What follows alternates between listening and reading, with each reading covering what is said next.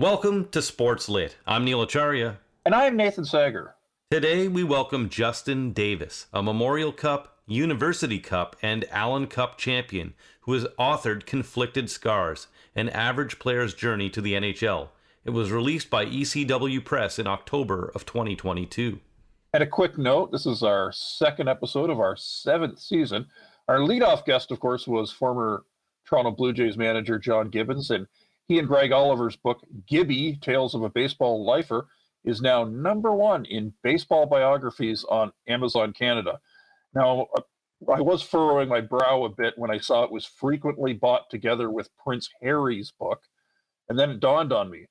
Both Gibby and Harry have had their difficulties with the Royals. Oh, boy. Yes, well played, Nate. Just to let our listeners know, you can listen to that episode on our website at sportslit.ca, that and any episode we've ever done. And also, you can buy the book there, too. There's a link. So check it out. And congratulations to John Gibbons. He was a very fun guest, as we both can agree. Okay, Nate, well, let's play ball. Or in this case, it's time for puck drop.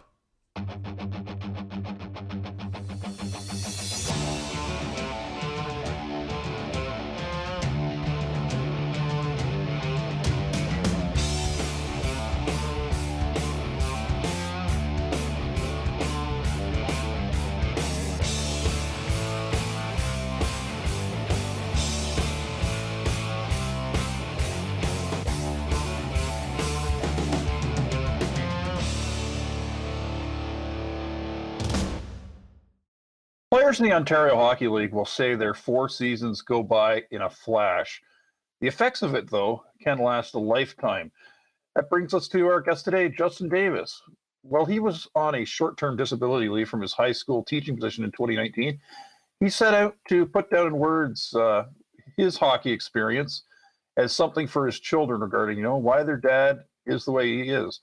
That evolved into Conflicted Scars, which voices some truths about the structure of developmental hockey in Canada and how it tends to desensitize teenage boys who, of course, will one day have to work, probably work an office job in the real world as, in hockey lingo, civilians.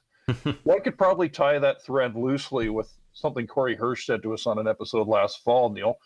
The former NHL goalie had that line about, toxic masculinity. It almost killed me, and I'd rather be alive, unquote.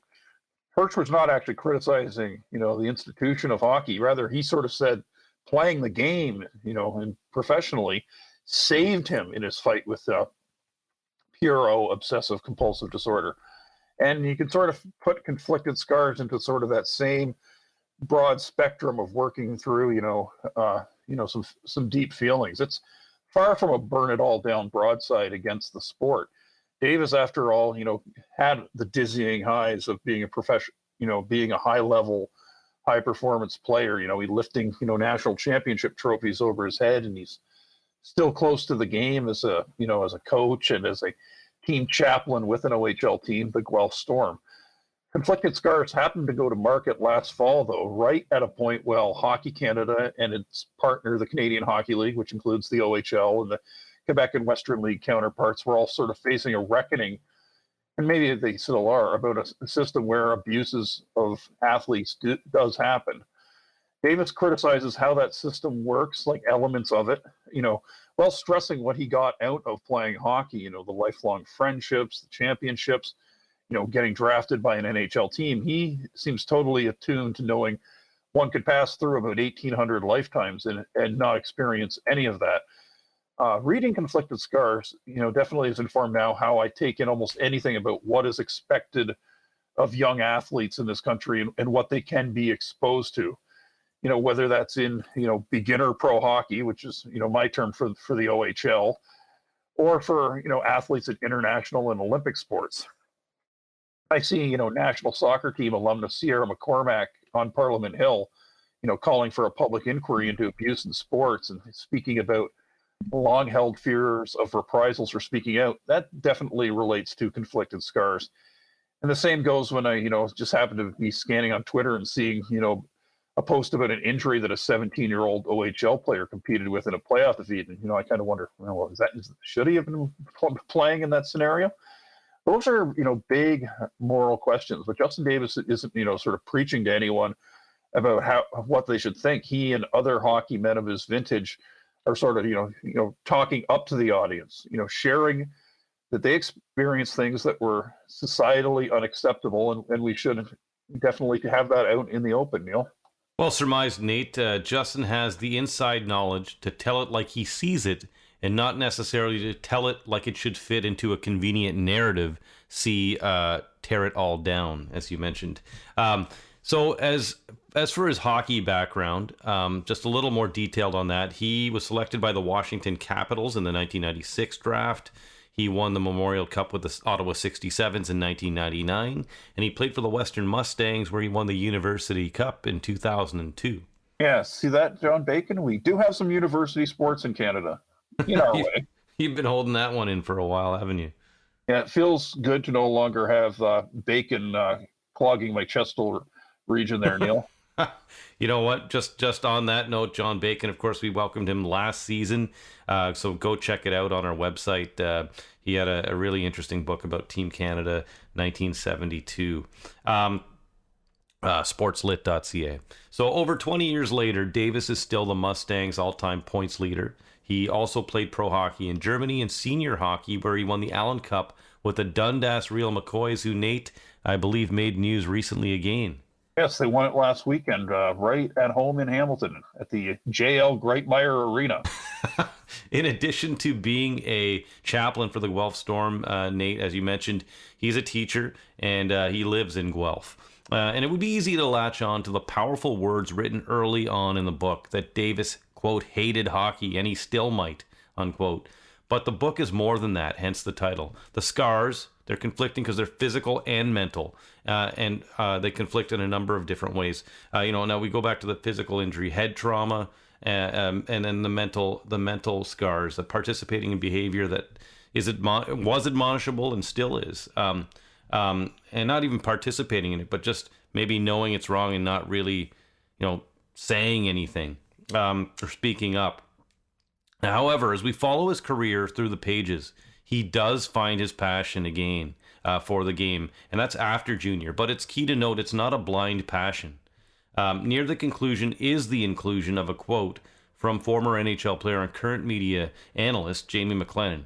Hockey is 95% amazing, but the 5%, there are serious issues there, and they have to be dealt with.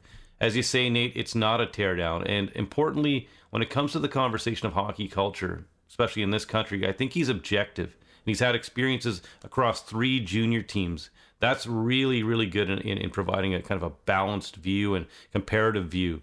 And that's also, junior hockey is a level of hockey where the majority of the toxicity occurred for him. And you could probably argue where most of it exists in general, or existed in general. So while ridiculous hazing rights are called out and outdated approaches to treating injury and motivating players are also included, that doesn't mean he didn't appreciate the camaraderie, things like the camaraderie, hijinks, and all of team building, nor does he want to abolish fighting, which he argues is okay within the confines of the game as long as it's not staged. And he doesn't handle anything with kid gloves per se. I'll just read this quote as an illustration. I learned how to deal with yelling coaches, how to battle through adversity, and most of all, how to be resilient. After the game, these coaches would ask about my family and could separate the game from my personal life. I've always tried to do this in my own coaching as a result. More than anything, Nate, it appears his goal is to take a step outside of the bubble, a bubble which in many ways has already burst around the game of hockey. And he wants to acclimatize and modernize the game so it's in line with what's acceptable today. Yeah, and in the spirit of that, Neil, I think I flagged conflicted scars as a possible, topic for us. As soon as I think I saw it on ECW's, Fall 22 catalog, I thought, okay, this is kind of in our wheelhouse. OHL, Canadian University Sports, plus Kingston, Ottawa, and Hamilton connections. Yes, Nate, I believe you are currently broadcasting live from Hamilton. More or less live, yeah. Yeah. Yeah, indeed, Nate, and I gotta mention, when you mentioned it, I kind of was put the brakes on a little bit. I wanted to take my time with it, first of all, because of the subject matter, which actually ended up not being as graphic as I thought it would be, or as widespread, I guess. And quite frankly, I wasn't really sure how objective the narrative would be, but in the end, I think I was pleasantly surprised. Yeah, and there's no statute of limitations, on a good read, and hopefully a follow-up discussion where we, do justice to the book. In terms of those connections, Davis was actually a 17-year-old rookie on a Kingston Frontenacs team in the OHL when Neil and I would have been teenagers watching from the standing room at the old Kingston Memorial Center. Purple confetti. Yeah, that was the torn up 50-50 tickets. The closest the Frontenacs ever get to a ticker tape parade. And when I say the old Kingston Memorial Center, I don't mean it's like old as in they tore it down. I mean old in that it was old when we were children, and it's still there. And university hockey, where the Queens Gales hockey teams still play at the Memorial Center, is near and dear. I voted in the U Sports Media Men's Hockey Top 10 poll for more than a decade. I also, not to make this about us, but I did cover the OHL for 8 years from, 2010 till 18. Well, a lot of the moral and ethical issues around beginner pro hockey, I sort of eschew the term major junior, were coming to the form. Those including, as Neil alluded to, protecting players from brain injuries, concussions, and addressing mental health issues. And don't those two things intersect? In Justin Davis's playing days, he had 12 concussions spanning from, his early days in junior as a young teenager through senior hockey in his 30s. And by far the most shocking passage in the book for me was the lack of adequate first response treatment from two of his OHL teams when he suffered significant brain injuries, including one that required a stay in intensive care. In more recent times, the OHL has probably been one of the more progressive leagues in North America in terms of trying to reduce the frequency and severity of blows to the head. It levies longer suspensions than the NHL does for illegal checks that have where the head is the principal point of contact. It limits how many fighting majors a player can have during the regular season before being automatically suspended. So it's holding some space for fights that are an honest outgrowth of emotion, not the staged kind of, well, our team's, getting, whacked, 5 goose here, so let's start a fight or something to send a message. Getting back to conflicted scars, it really does challenge you as a fan to sort of look critically at the Canadian Hockey League, which is, there's a lot to love about that level of hockey, especially the fact that even, in the bigger Ontario markets, you can still get a good seat for under $40. And there aren't many places in Canada where you can say that about, live sports anymore. But the cost of players chasing those dreams, stick tap, right, Thompson, it involves, boys leaving home, even before their intake into the CHL at age 16. And once in the league, they're, playing pro-length schedules. They get traded. The leagues have also lobbied every jurisdiction where there are Canadian Hockey League teams for exemptions from having to pay minimum wage. And they sort of say their players are student athletes because they do, get education packages after leaving the league, but at the same time, it's kind of like, well, the London Knights are not a university, although the players do get a pretty good degree in hunter hockey, right? And as Davis writes in Conflicted Scars in 2020, the CHL commissioned the Turnpenny report that found, quote, players became desensitized over time to toxic actions and misconduct, unquote. From his point of view, from the point of view of, other players of his vintage here, one thinks of like, Daniel Carcillo. Not enough had changed in 2 decades since they were playing in the league as young adults. There are idealist, blue sky thinking responses to all that. But I mean, these are, established institutions. And we always kind of look, I think, for people who will, center the realism and the pragmatism of all. And I think Justin Davis has really, produced a first star effort with Conflicted Scars, Neil. Thanks, Nate. Yeah, coming up, we're going to talk to him. Justin Davis is set to converse about Conflicted Scars.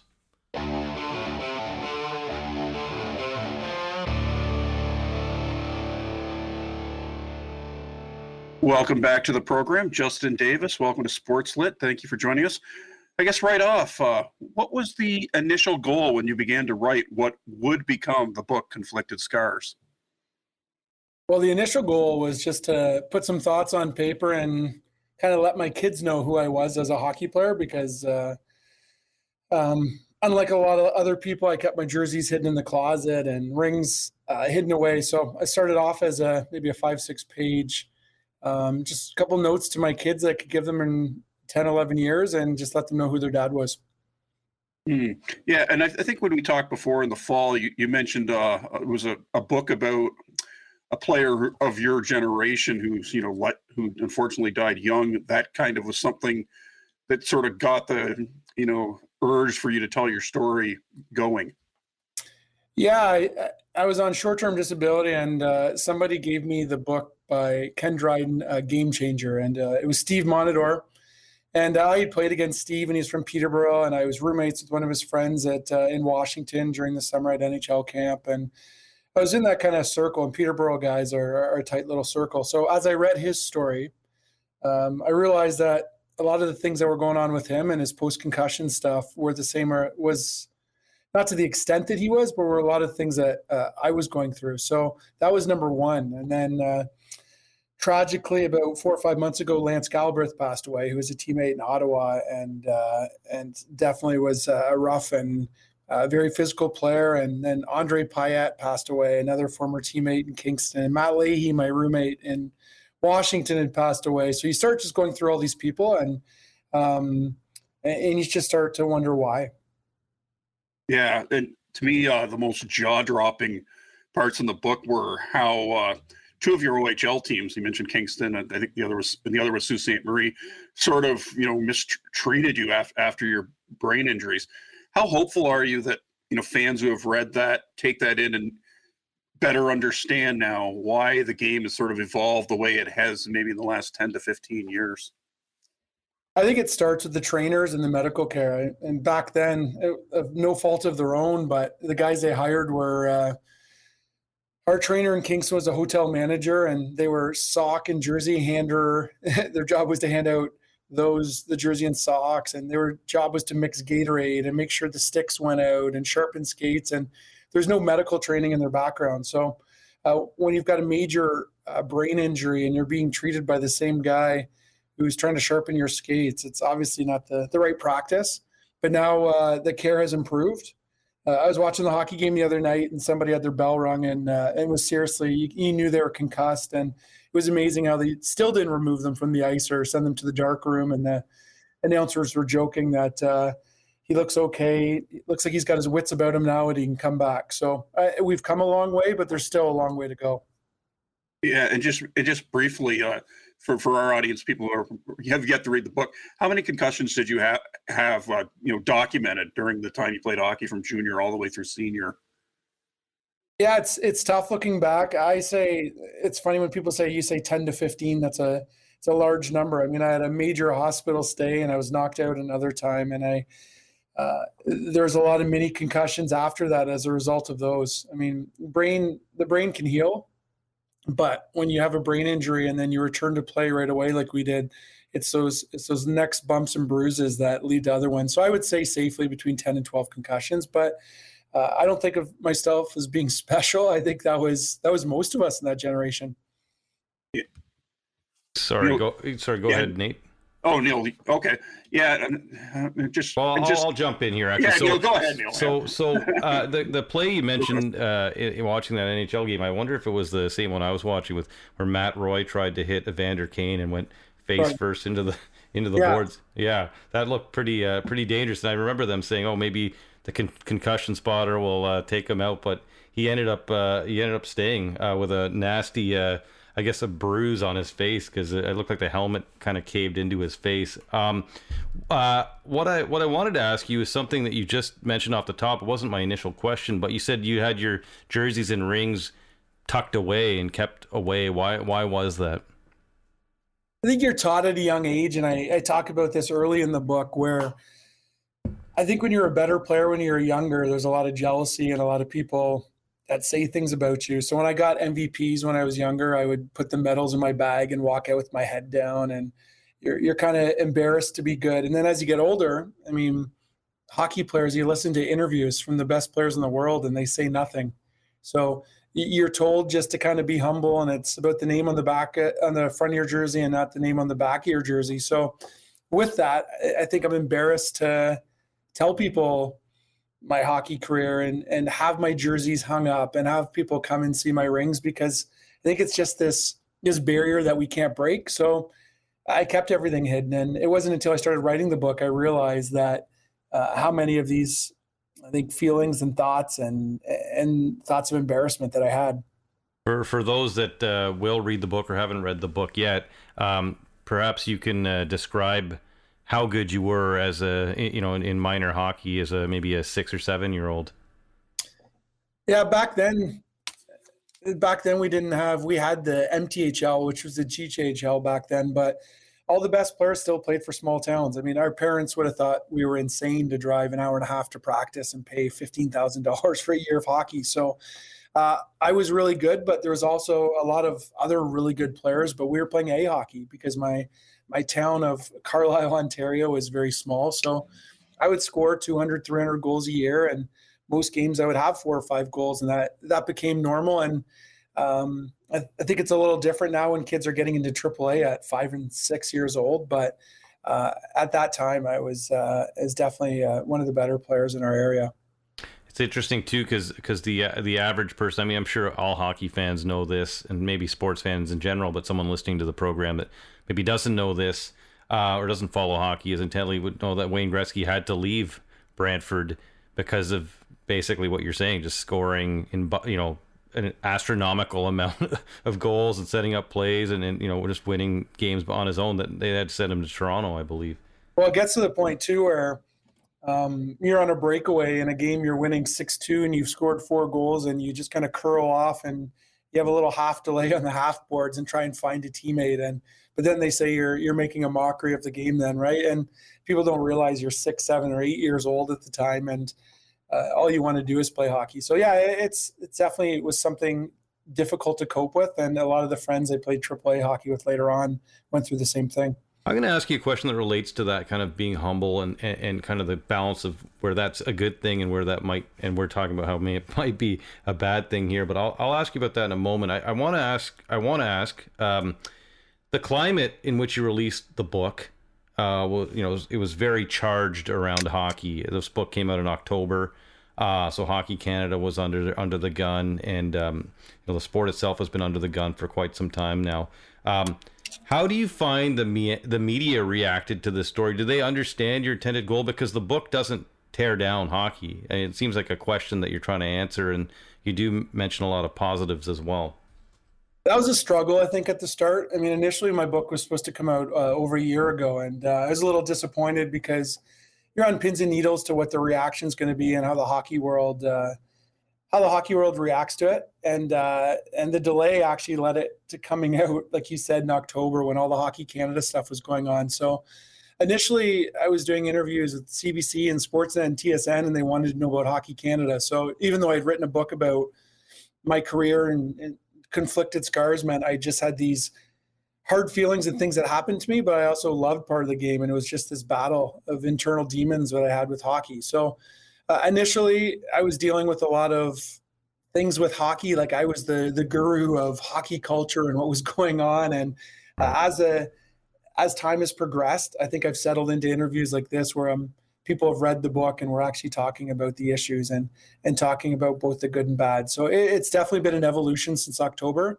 And as things die down, I think the questioning's changed. But what I've learned is hockey is topical, and something new is going to pop up in the next month, unfortunately, and we'll see what happens from there. Well, something that did kind of come up in the last few days or weeks is there are athletes right now talking to Parliament about their experience with abuse in sports, and I wanted to know what are the because again we talked about hockey being under the gun. It would appear that this is happening across the board. So what are the similarities and differences between what's happening in Canada's national winter sport, which is hockey at a junior level, and what's happening with sports in general in this country, as we're seeing with this kind of, I guess we can call it testimony to Parliament? Yeah, it's difficult. As an elite athlete, I think you end up with elite coaching, or what people say is an elite level of coaching. And those coaches are used to doing things a certain way. And if you don't want to do what they want you to do, then you don't get those breaks.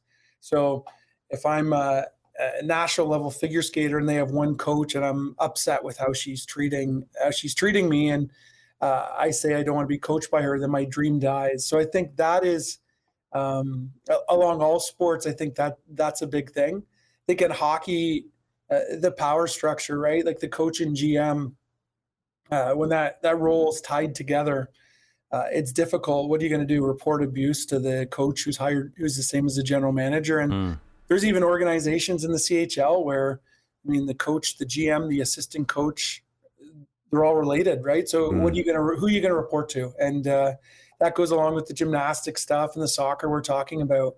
The elite level coaches are hired by these organizations and they're in tight. So what I talk about in the book, and I've been talking about in interviews, is we just need that kind of intermediate person, or that kind of arbitrator where you can report something to just kind of on your own, and Right. And it's an independent source. And that's where sports, I think, is trying to get to, and hopefully that comes out of this. And similar to that, Justin, I was also like this week, I saw a Twitter post, an OHL player, checked, he's just turned 17 years old. And the post was about what injury he played through in the playoffs. And I shuddered a bit. Now, you played in the University Cup with a first-degree shoulder separation, but you were a bit older, 24. I guess I'm trying to reconcile that. Like, is it right that, that we're still sort of, that a child, somebody who is still a child, even if there is, medical approval, is still making that decision? Like I say, I just was felt like a bit of a helicopter parent when I read that, and I don't even have kids. Yeah, it's interesting. I talk about that. It's a fine line, right? Like, I was 24 and mature, and I knew it was kind of like my last kick of the can. I'd spent 5 years and I didn't want to sit out. So I knew the repercussions. I'd met with doctors at the Fowler Kennedy Clinic, which is like world-renowned clinic, and I made that decision. But when you're 16 and 17 years old, I think sometimes with my concussions too, is we need an adult to protect ourselves from ourselves. Like, these kids will play if you let them play, but at some point a medical professional has to come in and say, listen, you're 17, you've got maybe a pro career ahead of you, you've got a lot of time ahead of you, we may not need you at this time. So it's just a matter of the adults helping out their teenagers, right? You forget that. And I also wondered with the book, I mean, I know you have gotten a lot of positive feedback from people you played with and against. What do you think makes your experience, run through the OHL in the 90s, then success in university hockey at Western, and then playing some European pro? What made that relatable to fellow players and to, readers in general? Yeah, I think there's just so many of us that have gone through it. And I tell a lot of people, when I said I'm an average hockey player, I actually feel like deep down I wasn't that good, because I was so close to the NHL and I saw these guys that were like extremely special. But then you start to realize, we talk about these guys that just barely didn't make the NHL or played in the NHL, but there's so many guys like me that played major junior hockey and their careers ended and they just went elsewhere and they didn't really know how to transition to normal life. So I think so many guys, it was great having people reach out and get some feedback saying, like, I went through the exact same thing. And so many of us have gone through it. And I don't think till we had families and kids the same age. I have a 17-year-old son, and I look at him, and that was the first time that I realized that's how young I really was at this time. So I think it's just so relatable. And I always joke, like, I see him do things and I'm like, is his brain totally functional, or what's going on here? And then you think, I had moved out 2 years previous and was put naked into a bus bathroom. So it's relatable for people, in a long-winded answer. Yeah. I guess you sort of preempted the next question. Of course, you and your wife Jessie have 3 kids: Joshua, Grace, and Avery. And I guess you really was seeing, your son come of age that really sort of made you reflect. Yeah, definitely. And going through hockey at that time, and then you're watching these crazy parents just sinking money into it and doing everything they can for their kid to make it to the next level. And when I was writing the book, I was just thinking, like, you have no idea even what happens at the next level. You're sending your kid away to live with someone you don't know, to be coached by someone you don't know. And internally, I'm thinking of all these awful things that happened to me at different levels. And I'm like, why are you paying $20,000 a year for all this training to have your kid go through this and just not experience the time that you do with them in the car and the time that you do just enjoying watching them play sports? So that definitely was topical when I was going through all of this. Do you feel when you talk to people of your generation that played with you, teammates, opposition, do you feel that your thoughts on the game are similar to theirs, or do they feel, are there players that feel like, hey, it was a great time, or it was even worse than your, like, what kind of level are you on in terms of a wavelength with fellow players and opposition that played in your era? I think it goes both ways. And I think what I was shocked by how many people told me, wow, that happened to me, but it happened way worse. And that's what people always ask me, like, or tell me that, like, that was awful what happened to you. And then I'm hearing these horrific stories of what happened to me, and then it went to a different level. So I think number one, that was relatable. And the people that say I loved hockey and nothing bad happened to me, at the same time are saying we had no idea this was going on. So one of my best friends played for the Guelph Storm during this time, and the current GM of the Storm was the coach then, and he told me, he's like, none of this happened. Like, we weren't allowed to do any of this. Everything was under control, and we had strict curfews, and I can't believe other teams were doing these things. So right. Their experience was great, but they're shocked that these awful things were going on. So even though their experience was fantastic, it's interesting to see their faces when they learn how common of a thread these hazings and these other things that were going on happen. Right. Yeah, it's interesting that you say that. And I guess I'll lead to that, kind of a follow-up on that in a moment. But you talk about teams with sound structure, and after you were in Kingston and the Sioux, which may not have had the structure that they should have, you went to play in Ottawa with Brian Kilrea, who was coaching at the time, and he's obviously a legend in the game. How did he rekindle your love for the game? I think he just made hockey. So we weren't system based. Like, he valued creativity, and practices were, even though it was the same practice every day for the 2 years, we were on the ice for 45 minutes, and it was like, go live your life after that. No curfew, but I trust you. And if you screw up, then you're either gone or something's going to happen to the team, or we're going to skate. So right away, it wasn't this, I went home and I felt this huge pressure and that the coach hated me.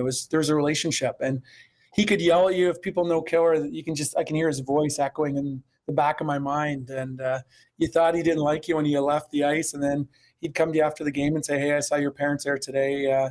Here's $20 for gas. Make sure you go for dinner with them. So it was just that level of caring. And to go on that too, when you talk about the hot box that happened to me in Kingston and all these, it happened the year after and the year after, because I heard from other players. The year after I left Ottawa, a couple guys were put into the hot box as rookies, and Kilrea came back when he found out, and he let them out and said, get them out of the bathroom. And when he pulled into the rink in Ottawa, he made all the veteran players put their equipment on and made the rookies sit in the stands, and he skated them for an hour and basically said, this will never happen again. So when you talk about the difference in structure, right, the other coach knew that was going on and let it go on because it was just something that's happened for generations. But when Kilrea found out, stopped it, punished the veterans, and it never happened again. So that's the difference when we talk about culture. It's interesting too, because I've read a few of Don Cherry's books with Al Strachan, and he also he's a friend of Brian Kilrea, and mentions how much the disdain he had for hazing. So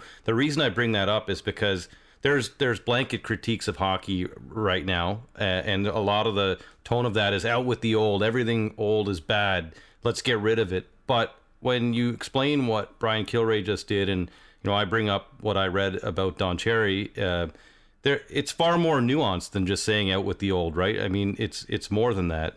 Well, and a lot of what they did was very progressive for their time. Like Brian Kilrea, as old as he was, and Don Cherry, some of the things they did say have been used in hockey, right? And the way they wanted the game played. And Kilrea was a very, very strong personality, but he didn't want people to fight. Like if someone put their goons on at the end of the game, then Kilrea would put his power play on. I remember someone tried to shadow Alan McCauley one game, and so Kilrea kept Alan McCauley on for a 9-minute shift. And he said, I know he's in better shape than the other guy, so if that's how you want to play, then I'll keep my best player against your less talented guy. So they were very progressive in their thinking, and you're right. And when we talk about moving forward, everything, like there is some point of initiations where picking up pucks in front of 4,000 fans and carrying hockey bags into the rink, or maybe a fourth-year guy asking you to get him a roll of tape, that this is part of almost like a coming into a new job, right? And you're doing these things. Right. So just saying blanket statement, there's none of this stuff's going to happen. Like, I'm not totally against it. What I'm saying is we don't need to hurt people. We don't need to get them naked, and we don't need to like shave their head and shave their body. There is a way we can still be a good teammate. That's putting it lightly. Yeah, I mean, exactly. So go ahead, Nate. Yeah, and Justin, I just wanted to ask, because you're around the OHL in its present form, what was it like with in your playing days with the emphasis on education compared to how it is now? Yeah, I think if you wanted an education, you got an education. If you didn't, you just had to do enough to get through school. So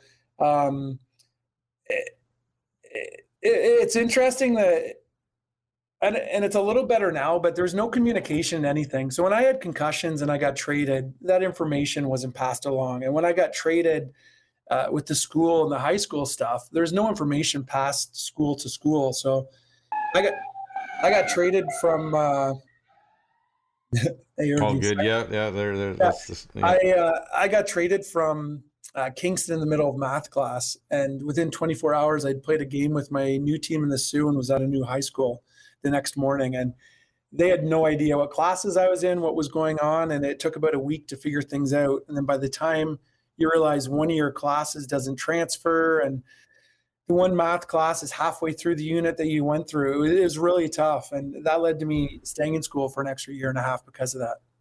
Well, I would like you now to, because it was one of the most interesting parts of the book, to describe that educational debacle when you get traded, and just basically what you just described. You're in math class, and then you're playing a hockey game 400 kilometers or whatever away later that day or the next day. So if you will, please maybe read that passage we discussed earlier. Perfect. The OHL emphasizes their commitment to education, but some of their decisions make you wonder. We were allowed to take a maximum of 3 classes because practice started at 3 p.m. and a 4th class wasn't allowed. Then when you got traded, the courses didn't always match up between schools. Teachers weren't always teaching the same units, and it was absolute chaos. You did everything you could just to get all of your credits. Marks became secondary to just graduating high school. In Kingston, I was put into a grade 12 English as a second language class because the regular class was full. There's 3 of us on the team in the same class, along with students from Spain, Bosnia, Croatia, and the Philippines. The teacher realized early on that we were, quote unquote, special exceptions. So our job was to make Earl Grey tea for the rest of the class, serve everyone steep tea in Royal Dalton, China. One day, our specific assignment was to take a stray cat that the teacher had found in her backyard to the local SPCA, and we received 100% on that unit. When it came time for the actual exam, we circled the adjectives, verbs, and pronouns and ended up with some pretty high marks. When the OHL season was over, it was the exact same process. We returned to our hometown in late March or early April and hoped that our home school would even allow us to register. All of the units were completely messed up, and I ended up missing huge chunks of the courses I took. The team didn't care about the chaos. They just wanted us out of their city as quickly as possible before anything stupid happened. The league is trying to change this, as it's important in recruiting players away from the NCAA. Wild. I mean, Nate, I'm sure, I know I went to high school with people that left early to go to other schools, and you'd see them to play OHL hockey, and then also players would come and I don't think we had too many at my high school, but players coming from out of town and playing for teams, and yeah, you just wonder how they, you knew it was crazy, but when you put it into that perspective, it is wild, and you see why there's such a drive towards the NCAA. And I want to know, as a teacher, first of all, what grade do you teach right now, Justin? I'm a high school teacher in Orangeville. So I guess being in Orangeville, you wouldn't probably have this situation happen to you, but I mean, have you ever been in a situation in your teaching career where you've seen a player come in from a team and is that have you seen that? Yeah, we've had 2 or 3 players that played in the OHL that have come from Orangeville. And last year, we have a player currently playing for the Mississauga Steelheads that came back, and it was just interesting to see him all of a sudden show up in class and after March break, right? So definitely cognizant to it, and you try and help the guys out and let people know what's actually going on. But yeah, and I get it too from the OHL standpoint. Like when the season's over, you don't want 22 16 to 20-year-olds roaming your city with no curfew and nothing to gain. But at the same time, the transition isn't easy. And the one year I couldn't even get back to my home high school. So I ended up going to 6 high schools in 6 years in the OHL and finally graduated after a long career. Of course. What are they doing? What are they doing to change that now? Definitely there's different, there's educational consultants, which are a little stronger. I mean, with just email and the way we communicate now, it's easier to pass things on through transcript. And a lot of the stuff the guys are doing too is online. So instead of being in class, which I don't always recommend, I mean, it's a different education when you're online and in person, but what they're doing is making sure you have some online. So that way, when you go home, that it can carry over. So that part's good. And there's only grade 12, right? A lot of the 19, 20-year-olds are taking a university course or two when they're in their last year. So that's a great new part of the OHL. By the way, our Kingstonness demands that we ask, which high school did the Frontenacs have you at when you were there? Do you remember? I believe we were at Regiopolis, Notre Dame. Yep. We finished that, and we started at another one that we switched over. And I thought I remember reading something about Bay Ridge in your book. I think Wadding was the one that I went to in the Sioux. But yeah, it's funny when you go to 6 high school. I went to Waterdown. I went to EC Drury, and in Ottawa we were at an art school, which was all like you had to apply to for drama and singing and Canterbury. And you know what? It was the best school we ever went to, like where everyone got along. Because a lot of the time when you go to these new schools, I mean, if you're a grade 12 or 11 guy and all of a sudden these hockey players come in and you're going to talk to girlfriends and all that, it doesn't go over well. But at this school, it was fantastic. So, yeah. Sorry, Nate, were you jumping in or can I go ahead? No, go ahead, Neil. So there's a quote from Jamie McLennan, which the book starts with the question, like, I hated hockey and I think I still might. And at the end, the last few pages, Jamie McLennan's quote is included. Hockey is 95% amazing, but the 5%, there are serious issues there and they have to be dealt with. So just going back a few minutes ago, how can sacrifice, dedication, toughness, and loyalty be maintained in the game in the best sense? And I say let's go back to a few minutes ago because I think you essentially answered this, but how do we not throw the baby out with the bathwater in this time of change? Yeah, it's a great question. And I think you can have all those values and still be successful. So, I mean, I'm thinking of the NHL right now, and you think of the Chicago Blackhawks and the Kyle Beach situation. And in the quest of winning the Stanley Cup, they ignored a lot of abuses that were going on. And the players, everyone that's played hockey knows the players know what's going on in the dressing room. But in that journey, a lot of stuff was ignored. Someone was abused. They let the abuser go, and they ended up sexually assaulting a high school player later on. And then you look at the Boston Bruins this year with that Malcolm Miller situation where they signed a player that they probably shouldn't have. And the veterans in the dressing room stood up and said, this is not right. This is not what we stand for. And with integrity said, we need to stop this. So the Bruins ended up eating $500,000 and releasing them. But with that, they showed character and people actually stood up in the dressing room. So I think you can have these things and you just can't turn a blind eye to things that are happening that shouldn't be. And to me, that takes a lot of toughness just to do that. So I think that's where we're going with it. And you're right. Those are great attributes and great things that you can learn from the sport. Yeah. And Justin, I know when I was in Ottawa, I guess this is almost a decade ago now, but University of Ottawa, they briefly suspended their men's hockey program. I want to say for 1 season, might have been 2. But when they brought it back, one of the consultants they engaged was someone who does like bystander intervention training. How valuable would that be for players to have, just so they know, like, okay, that just happened and that should not have happened? Yeah, and I think Calgary hired, and I think it was a Hamilton guy too, the tough guy. Brian McGrattan, yeah. Brian McGrattan, and they just had him hanging around the dressing room, and he'd been through substance abuse, and he was a physical player and someone that you could look up to. And they had him in the dressing room that players could just talk to. And you're right, like you just think what a value that would be for $1 million. Well, I think Ottawa is up for $750 million just to pay someone a salary to have them around, right, for that advice, or whether it's a trained professional.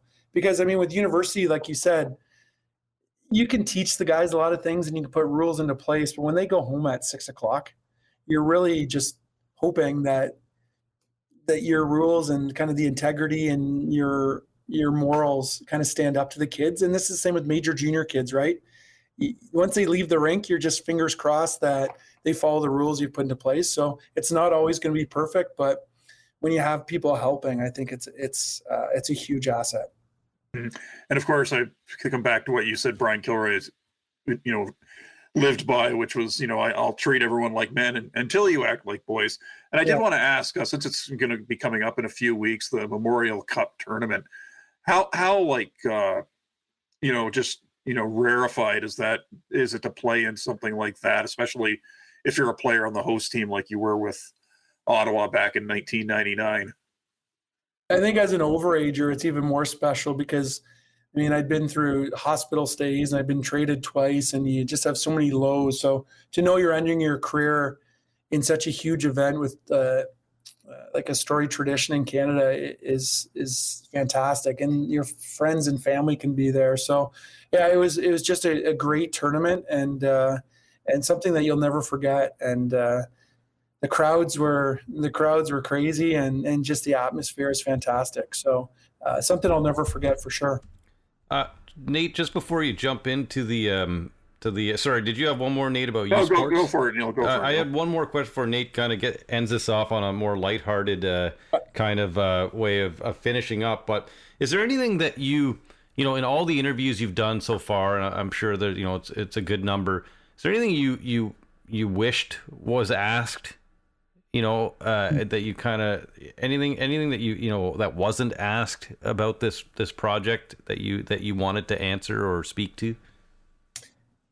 Yeah, I think the one thing that's come up more and more, and Rick Westhead was writing about it, is just the affordability of the game. So we talk about how we change things at the junior level and all these different things, but we're talking about team budgets being $150,000 and a 18U budget in the GTHL right now is $270,000. So how do we make the game accessible for people or single parent families? And something wish I'd written a little more about, and something that we're trying to set up here in Guelph. But hockey's a great game, but it's not affordable at this point. And just there's so many talented players that come from low income families or tough backgrounds. And when I was growing up, the players that I played with in Hamilton and the players that came from the GHL, they were tough guys, and this wasn't affluent families, and we're getting away from that to the richest people have the greatest success. So that's something that I hope that we can focus on and find a way that we can fund these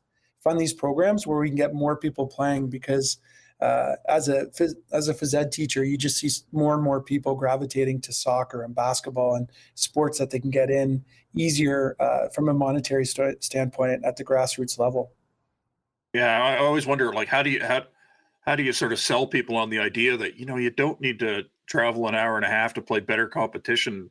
Not when your daughter or son is 9 years old and they're just you don't know what they're going to like in 2 years.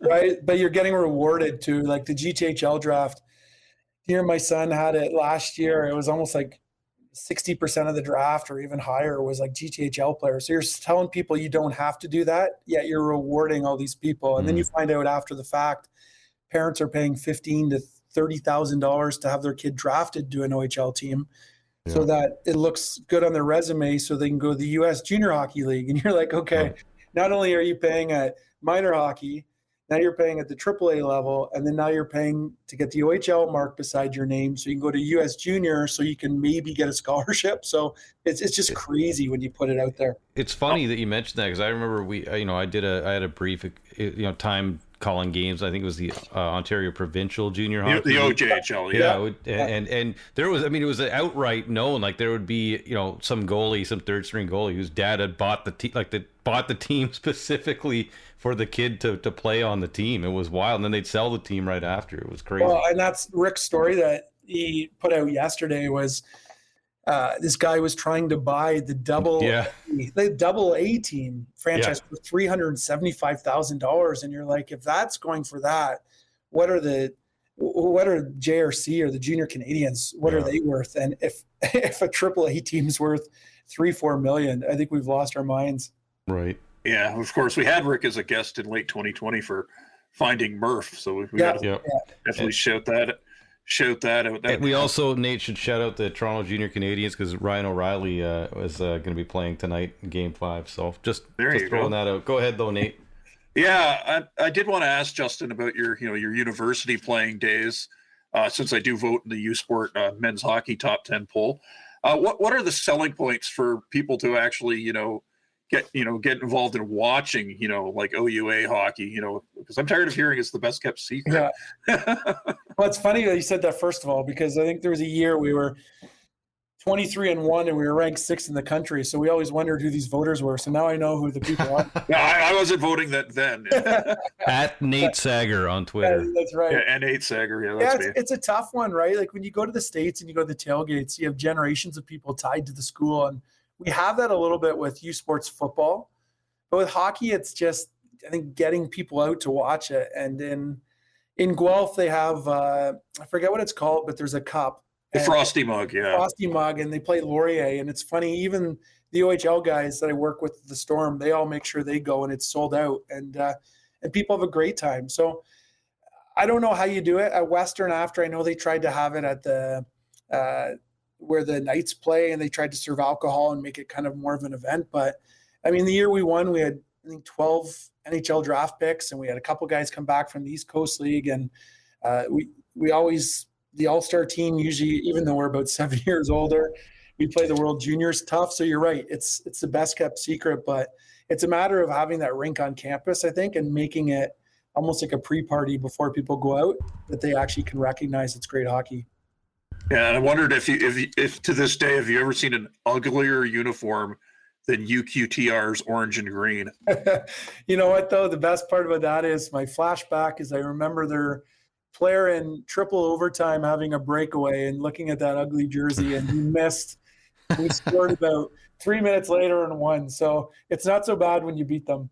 Yeah, I think they've added some black in, but back in the day when Neil and I were calling Queens games on the radio, I remember it was like Philadelphia, for to just give people a visual that they'll want to wash their eyes out after. Just imagine a Philadelphia Flyers uniform, but lime green instead of black in the same shade of orange. It was almost reminded you, like they weren't the same colors, but like in the Detroit Little Caesars uniforms when I was growing up too. Oh, okay. Yeah. Well, at least that makes sense. Pizza's orange. That's right. Well, anyways, I think we really appreciate the time today, Justin, and of course the book again is Conflicted Scars, an Average Player's Journey to the NHL. It's from ECW Press. And of course, this was season 7, episode 2 of SportsLit, available wherever you receive your favorite podcast. So Justin, thank you so much for today. Yeah, no problem. I loved it. It was great. Thanks. Thanks a lot, Justin.